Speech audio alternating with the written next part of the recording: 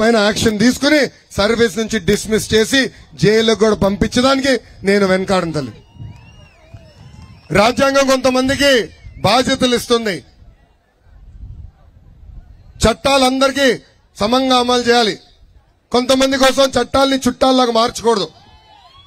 అందుకే ఆ పాఠం నేర్పించేదానికే నేను ఎర్రబుక్కు పెట్టాను. పేర్లు రాసుకున్నా.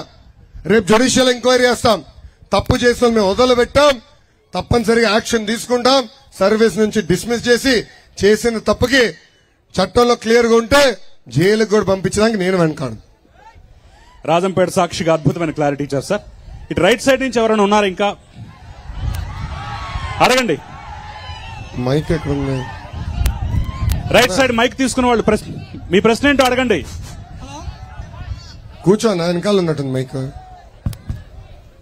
హలో, ఒక్క నిమిషం. ఎక్కడుందమ్మా? హలో హలో, ఎక్కడున్నావమ్మా? ఒక్క నిమిషం. తమ్ముడు చెప్పమ్మా. నా పేరు వేణుగోపాల్ అన్న. వేణు చెప్పమ్మా. మాది నందలూరు అన్న. ఇక్కడ పొద్దున్న లేచిన నుంచి జగన్ పేదలకు ఇచ్చేసి అని చెప్తాడన్నా. ప్రతి ఒక్కరు పల్లెటూరు నుంచి రాయంపేటకు వచ్చినప్పుడు అన్న క్యాంటీన్ ఉన్నప్పుడు ప్రతి ఒక్కరికి 5 రూపాయలు భోజనం చేశాడన్న.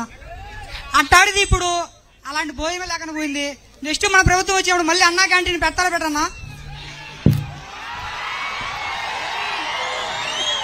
తమ్ముడు, జగన్మోహన్ రెడ్డి గారు పదే పదే బటన్ నొక్కినా అంటాడు. ఆయన నొక్కేది 2 బటన్. ఒకటి బొలుగు బటన్ తల్లి నొక్కుతాడు, 10 రూపాయలు పడుతుంది. కానీ అదే క్షణం ఎర్ర బటన్ నొక్కుతాడు తల్లి, 100 రూపాయలు ఉష్షాను పోతుంది. కరెంటు ఛార్జీలు 9 సార్లు పెంచారు. ఆర్టీసీ ఛార్జీలు 3 సార్లు పెంచారు. పెట్రోల్ డీజిల్ గ్యాస్ పైన అదనపు పన్ను వేస్తున్నారు. ఇంటి పన్ను పెంచారు, చెత్త పన్ను పెంచారు, క్వార్టర్ బాటిల్ ధరలు కూడా పెంచారు తల్లి. దాదాపు 100 సంక్షేమ కార్యక్రమాలు రద్దు చేశాడు జగన్మోహన్ రెడ్డి. 100.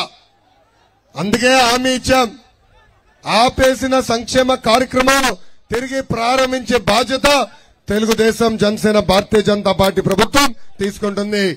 మేనిఫెస్టోలో స్పష్టంగా చెప్పాం. మూసేసిన అన్న క్యాంటీన్ని తిరిగి మళ్ళీ ప్రారంభించే బాధ్యత మన ప్రభుత్వం తీసుకుంటుంది. Thank you. క్వశ్చన్ మీ దగ్గర ఉందా? లోకేష్ గారు, ఇటు పక్క కూడా చాలా మంది ఎదురు చూస్తున్నారు.